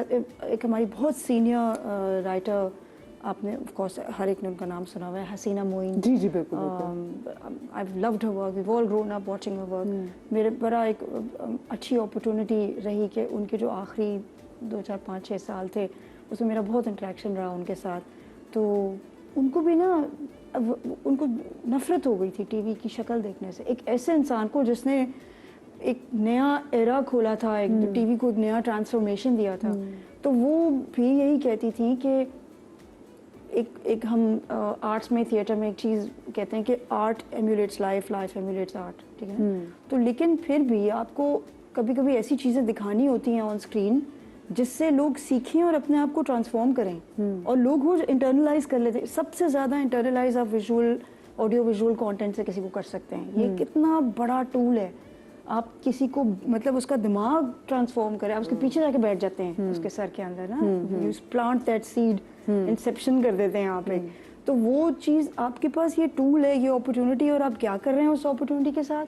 आप सिर्फ सोसाइटी में अगर कोई बुराइयां हैं, कोई चीज़ें हैं, उनको ऐसे दिखा रहे हैं कि वो और ज़्यादा एस्केलेट हो जाएं, जिसमें वो लोगों को और ट्रिगर कर दें। आप दिखाएं बुराइयां, कोई मना नहीं कर रहा आपको, लेकिन आप, और मैं ये भी नहीं कह रही हूँ कि आप कोई बहुत लेक्चरबाजी शुरू कर दें और आप कोई बहुत भाषण दिखाना शुरू कर दें। आई एम नॉट सेइंग कि आप टीचर बन जाएं ऑन स्क्रीन सिर्फ, but what I am trying to say is कि आप हर चीज़ को ऐसे दिखा सकते हैं जिससे आप ट्रांसफॉर्मेटिव टूल की तरह उसको यूज करें। ये हर चीज़, ये कम्युनिकेशन टूल है ना। ये वैसे जो आपने थप्पड़ की बात की, तो ऐसे जो थप्पड़ मारे भी जाते हैं उनकी आप वीडियोस देख लें, कब जो फेसबुक पे या इंस्टा पे आती हैं तो कितने मिलियन में उनके व्यूज होते हैं। तो शायद एक वही बात जो रेटिंग की आपने बात की। हाँ, बट जाहिर सी बात है कि अगर आप किसी को प्यार से कोई बात है, उसकी इतनी रेटिंग नहीं होगी, टपैंग आपने लगा दिया, उसकी रेटिंग होगी। तो वो तो बात सही है, but it's up to you कि आपने उस चीज़ की जो अच्छी चीज़ है उसकी रेटिंग बनानी कैसे है। वरना डिफॉल्ट पे अगर कोई चीज़ होती और होती तो आपका क्राफ्ट का है, आपने क्या अपना मतलब आपने क्या सीखा था और आपने इस चीज़ को कैसे उसको इस्तेमाल किया। आप, गाड़ी एक टूल है, आप उसके साथ मतलब कटिंग भी कर सकते हैं, उसको अच्छे से पार्क भी कर सकते हैं, फिजूल तरीन तरीके से पार्क भी कर सकते हैं कि रोड पे छोड़ दिया आदि। तो अभी तो आप ये कर रहे हैं ना, आप रोड पे छोड़ रहे हैं आदि। हाँ, आई हैव 40 सेकंड, तो मुझे बताएं कि आप अपनी 20 साल की फरा सादिया को अगर आप जाएंगी वापस टाइम में जाए तो क्या मैसेज देना चाहेंगी? One line that you'll give to her. I would say love yourself first. That's such a beautiful Respect thing to say. yourself first. Beautiful thing to say. और आप क्या कहेंगी 20 साल की आमना को? 20 साल की आमना को मैं कहूँगी कि लगे रहो और बढ़ाओ, जो आप कर रहे हो बिल्कुल सही कर रहे हो, उसको और बढ़ाओ। थैंक यू सो मच आपने आपका, thank you so much Farah Sadia ji, आपका आप लोग मेरे शो में आए and I actually learned a lot of things. उनसे थोड़ा तहम्मुल भी सीखा, इनसे थोड़ा और, because she is very vicious, तो वो भी मैंने सीखा। एंड आई होप कि आप लोगों ने आज का शो बहुत इन्जॉय किया होगा। हमेशा शाद और आबाद रहिए, अल्लाह पाक आपको औलाद के गम से महफूज रखे। इंशाल्लाह ज़िंदगी दी तो कल मुलाकात होगी। अल्लाह हाफ़िज़।